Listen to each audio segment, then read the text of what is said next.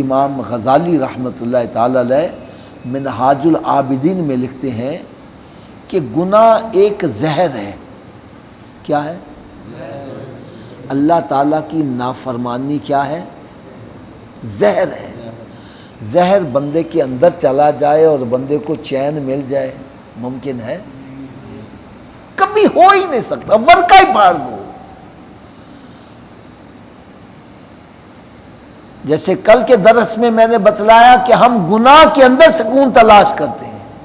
ارے گناہ تو زہر ہے، جتنا زہر کھاؤ گے، جتنا زہر تمہارے اندر چلا جائے گا، اتنی ہی پریشانی بڑھے گی۔ اور نیکی نور ہے، جتنا نور دل میں آئے گا اتنا سرور آتا چلا جائے گا۔ بھائی دیکھو بندہ کتنا پریشان ہوتا ہے، بستر چھوڑ کے آتا ہے اور منہ جناب لٹکا ہوا ہے، وضو کر کے نماز پڑھتا ہے تو چہرہ فریش ہو جاتا ہے، چہرے پہ نور آ جاتا ہے، سکون آ جاتا ہے۔ قرآن پاک پڑھتا ہے سرور آ جاتا ہے، درود پاک پڑھتا ہے سرور آ جاتا ہے، میرے آقا صلی اللہ علیہ وسلم کی نعت سنتا ہے دل کو سرور آ جاتا ہے۔ اور گانے باجے سنتا ہے، فلمیں ڈرامے دیکھتا ہے، وقتی طور پر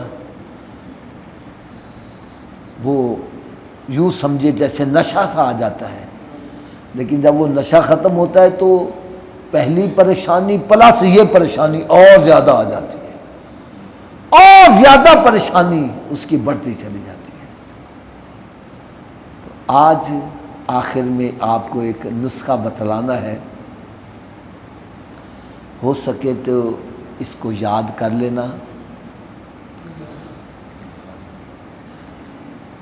حدیث مبارکہ میں آتا ہے کہ جو بندہ صبح فجر کی نماز کے بعد 3 مرتبہ پڑھے اعوذ باللہ السمیع العلیم من الشیطان الرجیم، اعوذ باللہ السمیع العلیم من الشیطان الرجیم، اور اس کے بعد پھر سورہ حشر کی آخری 3 آیتیں پڑھے، هو اللہ الذی لا الہ الا هو عالم الغیب، یہ آخر تک پڑھے، تو فرمایا کہ اگر صبح کو پڑھے گا تو 70,000 فرشتے شام تک اس کے لیے دعائے مغفرت ہی کرتے رہیں گے، اور اگر شام سے پہلے پہلے انتقال کر گیا تو رب تعالیٰ اس کو شہادت کی موت عطا کرے گا۔ اور یہی عمل وہ رات کو کر لے تو صبح تک 70,000 فرشتے اس کے لیے دعائے مغفرت کرتے رہیں گے۔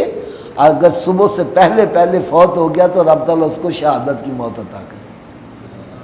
تو میری آپ سب سے گزارش ہے یہ عمل کر لیا کرو، پتہ نہیں کس کے صدقے قیامت کے روز بخشش ہو جائے۔